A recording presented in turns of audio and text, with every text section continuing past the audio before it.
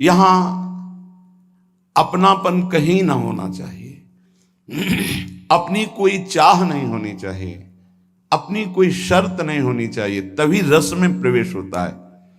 यहां बहुत सी हमारी मांगे हैं, इसके कारण हमारे हृदय में वृंदावन में रहते हुए रस की बात सुनते हुए भी रस जागृत नहीं हो पाता। बहुत काल इसीलिए लग जाता है इन कामनाओं का नाश करने में। सच्ची मानिए, यदि विवेक पूर्वक आश्रित हो जाओ तो ये कामनाएं भी नष्ट हो जाएंगी, क्योंकि ऐसा घेरा कृपा सिंधु प्रभु कर देंगे कि आप विषय सेवन कर ही नहीं पाएंगे। जैसे छोटा बच्चा संसार की किसी वस्तु को चाहने लगता है तो माँ उसको झटक देती है, उसको भय दिखाती, नहीं ये नहीं खाना, ये नहीं देखना। ऐसे मेरे प्रभु हैं। हम लोगों का स्वभाव उनके ज्ञान समुद्र के आगे छोटे बच्चे जैसा है। जैसे बच्चे खिलौनों में आकर्षित होते हैं, ऐसे माया के रचे हुए विविध खिलौनों में पूरा का पूरा जीवन बर्बाद कर देते हैं। कोई बड़े भाग्यशाली होते हैं जो इन खिलौनों से खेलना बंद करके रोना शुरू कर देते हैं कि अब मुझे खेल नहीं, अब मुझे अपनी माँ की गोद चाहिए। वो बच्चा जैसे रोता है, ऐसे रुरुदु सुस्वरम राजन कृष्ण दर्शन लालसा। हमारा हृदय रोने लगे, मुझे प्रिया लाल चाहिए, मुझे भगवत प्राप्ति करनी है। ये बड़ी दुर्लभ बात है और ये रसिक संग से आ ही जाती, क्योंकि ऐसा घेरा होता है। मन विषयों को चाहता है, विषय मिलेंगे नहीं तो फिर लगता है अब इससे बचें कैसे। तो राधा वल्लभ श्री हरिवंश ये बचने का सिद्ध उपाय है। राधा वल्लभ भजत भज भली भली सब होय। कोई भी चित्त वृत्ति आपको फंसा नहीं पाएगी, सब भला होगा। होए विषय विषनाश, होए वृंदावन बस गति, होए सुदृढ़ सत्संग, होए रस रीति अगाधा, होए सुजस जग प्रगट, होए पद प्रीति सुराधा। राधा वल्लभ राधा वल्लभ राधा वल्लभ ये स्वयं जपो और जिनके मुख से निकलता है उनकी चरणों में प्रणाम करो, उनकी चरण धूलि माथे पे धारण करो। होए विषय विष नाश, ये जो विषय रूपी विष हमारे हृदय में फैल रहा है इसका नाश हो जाएगा। सिद्ध औषधि है।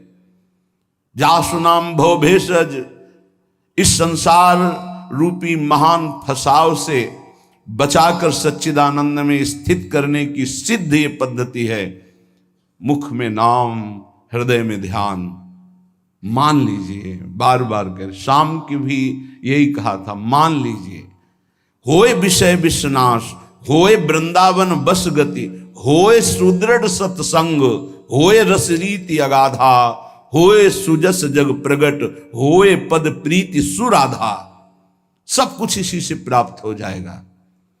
श्रीपाद प्रबोधानंद जी महाराज कह रहे हैं, यदि आपको रसिकों का संग मिल गया है, वृंदावन वास मिल गया है, तो दोष दर्शन मत करना। क्यों? यहां अगर हमें दोष दिखाई दे रहा तभी तो हम दोष दर्शन करते हैं। तो कह रहे हैं, वृंदावनस्थेष्वप्येत्र दोषा नारोपयन्ति स्थिर जंगमेषु आनंदमूर्ति स्वपराधीनस ते श्री राधिका माधवयो कथम स्युः। जो श्री जी की कृपा से वृंदावन आया, वृंदावन धाम में भले 1-2 दिन ही वास किया, उसको चाहिए कि अपनी दृष्टि बचावे, या जो अखंड वृंदावन वास कर रहा है, किसी भी प्राणी में दोष दर्शन यहां मत करना, क्योंकि सब राधा कृपा कटाक्ष से पूरित हैं। ये अभी उनमें दोष दिखाई दे रहा है, लेकिन वो दोषी नहीं होंगे, वो प्रियालाल को प्राप्त होंगे। आप ये विचार कीजिए कि प्रियालाल की कृपा से इनको वृंदावन वास मिला है, इनकी किसी साधना से नहीं मिला है। तो हो सकता है इनमें कोई असाधन हो, इनमें कोई त्रुटि हो, इनका स्वभाव कुछ बिगड़ रहा हो, पर महारानी जी ने पास कर दिया, इन्हें अपने महल में रख दिया, तो हम इन्हें प्रणाम करते हैं। हम इनके दोष दर्शन नहीं करेंगे। बोले यदि दोष दर्शन किया तो बोले दोष दर्शन यदि किया वृंदावन वासियों के प्रति, वैष्णवों के प्रति, तो राधा माधव कभी आप पर प्रसन्न नहीं हो सकते। फिर जीवन का लाभ क्या रहा?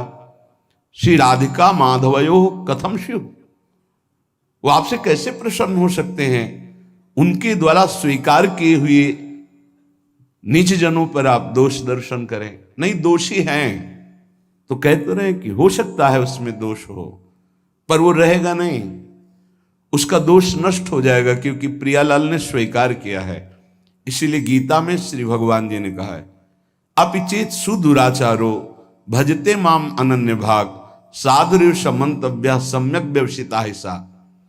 वो सांगोपांग दुराचार पापाचार करता रहा है, उसके मन में एक बात आ गई कि मैं बहुत पापी हूं, सत्संग सुनकर या जैसे भी, मेरा उद्धार तो सिर्फ भगवान की करुणा से हो सकता है, और उसने अंदर से भगवान का आश्रय ले लिया। अब उसे तुम पापी नहीं कह सकते हो।